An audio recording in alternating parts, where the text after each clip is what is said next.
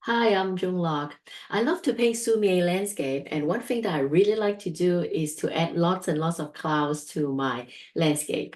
So in this upcoming workshop, we will focus on doing clouds. So besides working on the landscape structures and the fore and background and things like that, what I'm going to do is to focus on the adding of the clouds and how do you plan it on the composition and design. And also, how do you do it? There are two ways. You can do it wet on wet or um, wet on dry. So we can use both ways and compare the difference. And also, like it's not really the adding, but also the building and refinement that really makes the cloud look stand out and misty and have depth. So we will actually focus on how to build that to create the thickness that we want, the whiteness that we want and preserved it, but also create the depth that you can walk into a structures that have clouds and mist and give the illusion of depth and perspective. So